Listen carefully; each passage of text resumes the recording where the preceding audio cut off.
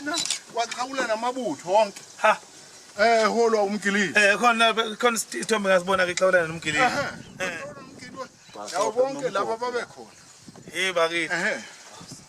wakwenza lokho noma sibela kancane ke sethi ukuchaza ngaleli bridge okay ngizochaza bese yangenelela prof all right awumeke ukuze futhi ngithathe ivideo futhi uzidinga yeah so right lapha ke yiyo ke i-reconciliation bridge leli blokho lane lokubuyisana so ke leli blokho libaluleke kakhulu eNingizimu Afrika yonkana ngoba lo uPaulane lokubuyisana kubantu ababenjani ababexabene so ke la sinama institutions awu2 okuyini okuyincome kanye nani neBlood River kodwa sikhuluma ngento enjani eyodwa kwakuyimpi yakuphi eyenzeka la nini ngo1838 so income kahle kahle iwuluphawu imelele ini bonke abantu abamnyama bakuphi baseNingizimu Afrika bese kuthi Blood River iwuluphawu imelele ini bonke abantu abamhlophe bakuphi baseNingizimu Afrika so ke masihlangana kuleli block le-reconciliation bridge sikhombisa ini ukubuyisana ngoba abantu laba bengezwana babeyizitha so ke sesiyavakashelana manje sesiya kuphi eBlood River nabo sebeyafika kuphi kuthini so lokho kuvakashelana kukhomba ini ubumbano kukhomba ini social kukhuthaza kakhulu lezi inzuku i-social cohesion ukuhlangana kumphakathi ehlukahlukene kukhuthaza futhi ini i-nation building so leli block likhomboza ukuthi isizwe senjani kukhomba uxolelana okukhulu okukhona kuphi eNingizimu Afrika so ke sinosuku olukhulu kuphi eNingizimu Afrika okuthiwa yini lezi insuku okuthiwa i-reconciliation day 16 December uzobizwa kanjalo nje vele manje sekuthiwa reconciliation day oladuma kakhulu ke kudala ngani ngeDinganas Day laduma ngani ngeDay of Vow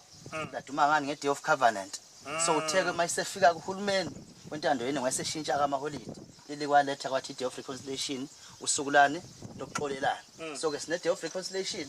iyagujwa-ke la eNcome minyaka yonke ngeyi-16 December siyayigubha lana kulo nyaka nje futhi izobe ikhona ngokulo nyaka indlela ome ngayo uzobe nje kukhompyutha ama-group sine-15 siphinde sibe ne-16 okay so ke siney'nsuku ey'mbili okuzobe kugujwa ngalolu suku ngeyi-15 kuzobe kukhulunywa-ke une-dialogue kukhulunywa nje ngani nge-reconciliation kuphinde futhi kube nani nomdlalwanyana nje we-rugby ngoba siyakhumbula usuku leyi-50 sekuyiholide kuzobe kukhona lapho khona kunama-showcase ngani e-rugby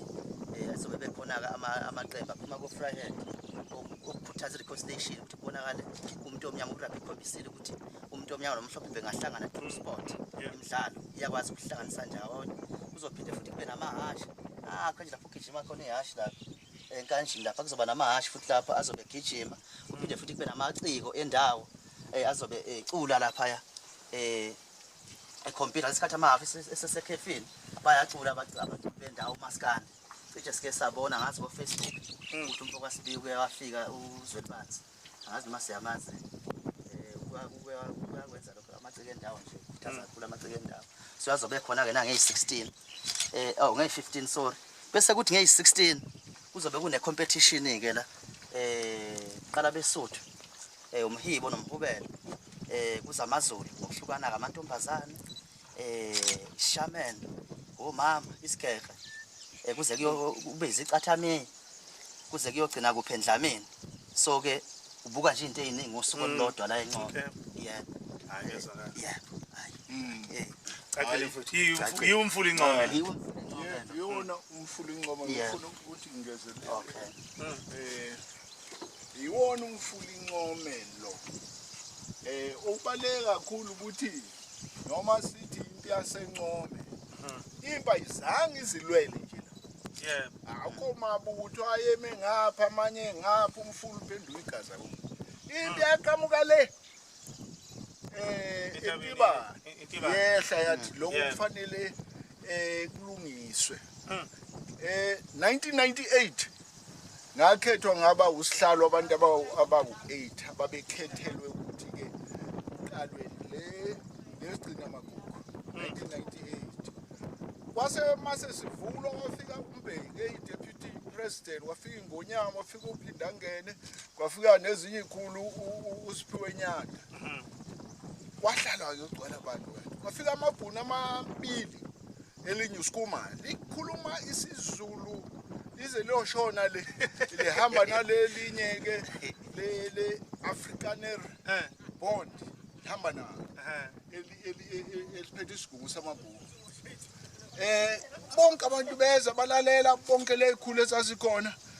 athi amabhunu sisuka ngale nathi sihlangene ngoba nihlangene nje lapha angeke sikwazi ukuthi singahlangana nani nina ngoba nezinto ehlukile ngale siyathandaza ngapha nenza ezinye izinto zenu yangcwela nenzani sizela ukuthi thina sathola ukuthi simfisela inhlanhla kodwa asikwazi ukuhlala ngamanje akufani lasho njalo lebhunu base bephinde kwaqhamuka elinye ehlakaniphile la khona lathi kanti sazofuna imali ezoya ngale ngithi imali bengafakwa lapha ngoba phela bathi bona basendaweni emele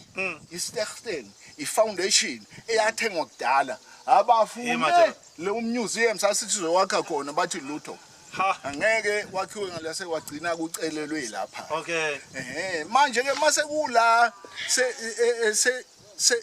sebekushilo lokahamba amabhunu ayela wasala umbhengi lindela ukuthi bazokhuluma ukuthi bathini ngoba structure yabantu bala hayi bazivele bathi hayi abayekwe amabhunu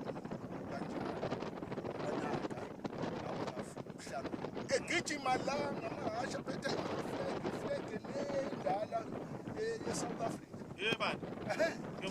bagijima ngayi-feel clear hayi ke wagcina ke isiphelile ke indaba ngase ngibona mina ngapublisha ukuthi ngicizelele uma kufika laba bavela phesheya chaza ukuthi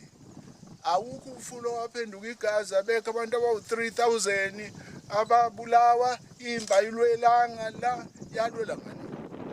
yaqala-ke yabagubezela hawu kanti baletha imfundiso amabhunu awagudezela kanjalo ahluleka ukuthi azokuvikela kanjani aba-ke laba bakithi-ke baba ngapha bahubela nangempela njengoba kade sichazele ukuthi yahutshwa kwenziwe yonke into kodwa ke abazethembi kahle labo bakithi kufuneka bazethembe bangasabi makufika abantu bafake izinto zabo njengobona la kubhalwe khona isiZulu singephansi kufakwe lezi ezinye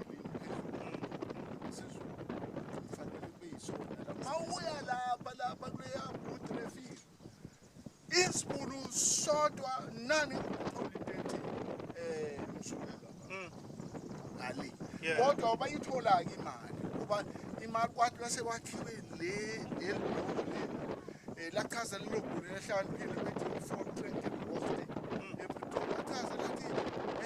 sikhulumana siyafisa ukuthi sikhulumane nathi futhi siyafuna ukuthi uhulumeni asichase kanti babethe abafuni uhulumeni alokhunge lapha ngoba bamele ba-private hawu bakithi bathe beyifaka kithi lahamba-ke lelo bhuku kwase-ke ugxilwa ngale lokhu kodwa awukho umhlangano owahlangana wabakhona wokuthi asikhulumeni ngokubuyisana ngoba ngithi lokhu kwakuyipolitiki kahulumeni